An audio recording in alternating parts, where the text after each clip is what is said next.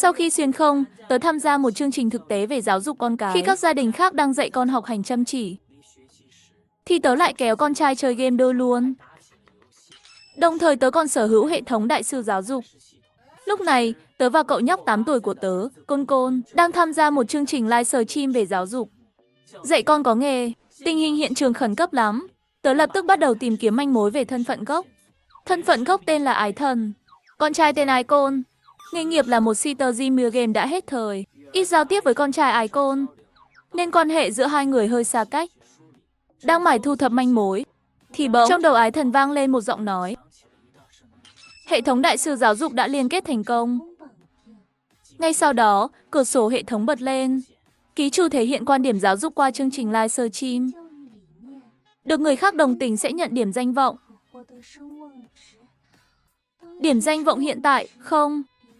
Ghi chú, đạt 50,0 điểm danh vọng có thể quay thưởng. Nghe giọng hệ thống, tớ mừng thầm trong bụng. Vậy thì phải nhanh chóng gom điểm để quay thưởng thôi. Đúng lúc đang có chương trình live stream này. Thử dùng nó xem sao. Tớ cố tình ho khan 2 tiếng. Con này, con làm bài tập xong chưa? Vừa nghe đến kiểm tra bài tập, con lập tức như được lập trình. Chạy đi lấy cặp sách về. Bố ơi, con làm hết rồi. Tớ liếc qua kiểm tra tượng trưng. Tốt lắm. Bài tập xong rồi, vậy lên chơi vài ván game với bố nào. Con nghe xong, mặt mày đầy ngỡ ngàng và bối rối. Bố, con không thích chơi đâu. Thấy con rụt rè, tớ không nhịn được xoa đầu nó. Con trai à, con đi mẫu giáo từ 3 tuổi, giờ học được 5 năm rồi. Đến lúc thư giãn chút đi. Con là con trai bố. Bố sao mà hại con được chứ? Nhanh lên game đi nào. Lúc này, trong phòng phát sóng chương trình dạy con có nghề. Cách giáo dục của tớ đang được phát trực tiếp toàn nền tảng.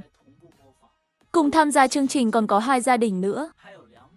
Một cặp mẹ con gái, cặp còn lại giống tụi tớ. Đều là bố con trai, khi màn hình chiếu cặp mẹ con và cặp bố con kia. Bình luận vẫn còn bình thường. Đến khi chuyển sang tớ, bình luận lập tức đổi gió, vì tớ đang dẫn con chơi game. Ái Côn ngồi trước bàn máy tính, trông hơi lo lắng. Bố ơi, chơi game thế này có ảnh hưởng đến việc thi Đại học Bắc Kinh sau này không? Ô, tớ lập tức mắng, con 18 tuổi thôi, thi Bắc Kinh gì chứ? Nhanh lên Giang Anh với bố đi, chơi game thì tập trung chút. Đi theo bước bố nào. Bình luận lập tức tràn ngập dấu chấm hỏi. Hai bố con này đang chơi game thật hả? Giang Anh là gì vậy? Không cho con thi Bắc Kinh. Con kéo con chơi game nữa. Ông bố này vô trách nhiệm quá, ha ha. Tập trung chơi game. Sao thấy buồn cười thế nhỉ? Lúc này trong phòng phát sóng, quan sát viên thế hệ 80, chị Vương Phương, đùng đùng đứng dậy khỏi ghế. Ông bố này quá thiếu trách nhiệm. Tiểu học là giai đoạn quan trọng của trẻ. Sao lại để con chơi game chứ? Quan sát viên 90, anh Lý Minh bên cạnh, gật đầu đồng tình. Đúng vậy, giờ sắp thi cuối kỳ rồi. Phụ huynh phải biết ưu tiên chứ. Còn quan sát viên 00, bạn Khương Ngọc, chỉ lặng lẽ nhìn màn hình, chẳng nói gì luôn. Người dẫn chương trình thì tiếp tục dẫn dắt. Được rồi, chắc mọi người đã hiểu về 3 gia đình trên và cách giáo dục của họ, và đã bình chọn cho gia đình mình thích. Giờ hãy xem số phiếu của từng nhà nhé. Lúc này, tớ đang mải hướng dẫn con chơi game. Chẳng biết gì về việc bình chọn đã bắt đầu. Đột nhiên giọng hệ thống vang lên. Chúc mừng ký chủ nhận 500 điểm danh vọng. Tớ bất giác nở nụ cười đắc ý. Vỗ vai Côn bên cạnh. Tối nay chơi thêm vài ván, cố lên Giang mới nhé. Tớ đoán chắc live stream đang phê phán tớ dữ lắm. Nhưng tớ kệ luôn. Không thấy thì không phiền. Chẳng mấy chốc, vòng bình chọn thứ 2 bắt đầu. Lần này tớ lại nhận được 3,0 điểm danh vọng. Tớ mừng rơn trong lòng cô. Nhiều điểm thế này cơ à. Gần đến lần quay thưởng đầu tiên rồi. Rồi tớ quay sang hét to với con trai. Sắn tay áo lên, cố lên với bố nào. Chẳng bao lâu, tụi tớ đụng độ đối thủ, bị đối phương bất ngờ hạ gục. Hăng quá, tớ bắt đầu quát Côn Côn liên hồi. Con trai, xông lên đi, kẻ thù giết bố ở ngay trước mặt. Đừng chạy lùi chứ. Con nhát gan thế à? Chơi kiểu gì vậy hả? Côn Côn, con còn là con bố không? Sao lại để thua thảm 1-7 thế này? Côn Côn tủi thân đầy mặt, lẩm bẩm nho nhỏ. Con chẳng phải tại bố cứ lao lên à? Bố hy sinh chiến thuật, hiểu không? Côn Côn bĩu môi, lý nhí phàn nàn. Làm con bố khó thật đấy. Phải cánh trước, ngó trái ngó phải. Con phải để mắt sau lưng bố nữa. Bố mẹ sinh con ra, chỉ để làm bạn chơi game cùng bố thôi hả? Con không muốn chơi nữa. Con muốn đi làm bài tập. Tớ kéo tay Côn Côn lại. Bài tập con bố kiểm tra rồi. Xong hết rồi mà. Còn làm gì nữa? Dám bỏ chạy hả? Coi chừng bố phạt đấy. Ăn của bố, uống của bố. Mà không chơi à? Bình luận lập tức tràn ngập tiếng cười. Buồn cười quá đi. Làm con ái thần áp lực thế này à? Ha ha, đỉnh thật. Trẻ con thích game có cứu tinh rồi. Cảm giác bầu không khí giữa hai bố con này vui ghê. Tớ sốc luôn á. Hôm nay Côn Côn chơi game xong, chắc chẳng muốn đụng game nữa, ha ha. Trời ơi, áp lực làm bạn chơi còn hơn áp lực học. Ông bố này bá đạo thật. Để con không chơi game, lại tạo áp lực game kinh thế này. So với bình luận rôm rả, chị Vương Phương trong phòng phát sóng nghiêm mặt. Nhìn vào ống kính bắt đầu phê phán. Ái thần này chẳng xem giáo dục con cái ra gì. Sao không tập trung hết vào việc học hành của con đi? Thế này thì làm sao con đạt thành tích tốt được? Đây chẳng phải ông bố tốt chút nào. Nhưng theo tớ biết, khán giả xem chương trình không chỉ có phụ huynh, còn rất nhiều học sinh nữa. Của nhiên, đến vòng bình chọn tiếp theo, tớ thẳng tay nhận 5,0 điểm danh vọng. Dù còn xa mới đến 50,0 điểm. Nhưng tớ biết phải từ từ thôi. Vì cái mới mẻ, thường chẳng dễ được chấp nhận ngay. Nhưng tin vui là, nhìn qua thì, người ủng hộ tớ cũng không phải không có. Trong phòng phát sóng, người dẫn chương trình đang tổng hợp số phiếu của 3 gia đình mấy ngày qua. Thấy vị trí thứ nhất và thứ hai sát nút. Nhà Trường Diễm, 42,0 phiếu. Nhà Ái Thân, 39,9 phiếu. Nhà Vương Lôi, 12,5 phiếu. Chắc chẳng ai ngờ được kết quả này.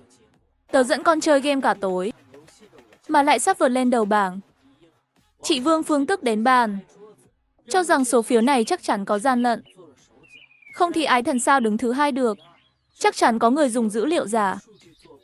Đúng là giả mạo. Thấy chị Vương Phương kích động quá, người dẫn vội chữa cháy. Ái Thần dẫn con chơi game cả tối.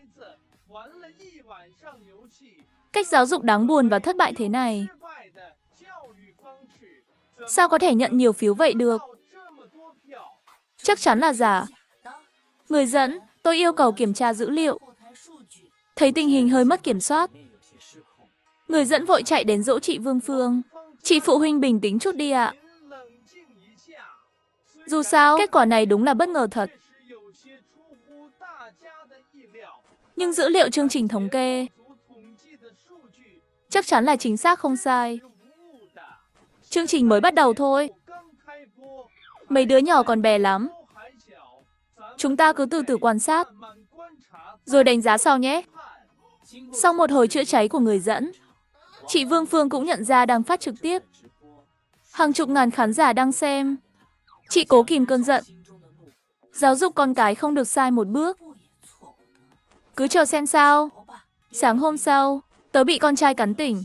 Bố ơi, dậy đi nào. Đưa con đi học. Tớ mơ màng ngồi dậy khỏi giường. Con trai, trường con không có xe buýt sao? Con tự đi được mà. Con trễ rồi. Không kịp xe buýt nữa. Đừng lo con trai, bố có cách đây. Nói xong, tớ lấy điện thoại, gọi một cuộc. Hello, dịch vụ chạy việc hả? Làm ơn qua khu Hoa Viên đưa con trai tôi đi học. Vừa nói xong, cả thế giới như rơi vào im lặng ngượng ngùng. Ai nấy đều bật cười vì câu nói này. Mọi người ngơ ngác luôn. Cười xỉu luôn. Bố con thật sự quá hay. Không phải. Anh bạn, anh thật sự là bố ruột Côn Côn hả? Nhìn kìa, đến người chạy việc cũng nghi ngờ anh rồi. Ha ha. Trời ơi bố lầy lội. Mẹ đâu mất tiêu. Người chạy việc trách nhiệm. Còn Côn Côn hiểu chuyện. Khi bình luận càng sôi nổi, tớ lại nhận thêm thông báo hệ thống. Chúc mừng ký chủ nhận 22,0 điểm danh vọng. Điểm danh vọng hiện tại 31,314 điểm. Tớ ngạc nhiên nhớn mày. Ai bảo chương trình này giờ nào? Chương trình này đỉnh quá. Như kiểu tặng kinh nghiệm cho tớ. Sau khi tiễn Côn Côn đi, tớ về nhà gọi đồ ăn ngoài. Thoải mái khỏi bàn luôn. Có vẻ tham gia chương trình này đúng đắn thật. Với dạy con có nghề, chương trình này bỗng hot trên mạng xã hội. Cặp đôi bố con siêu lầy tớ và Côn Côn lập tức nổi như cồn.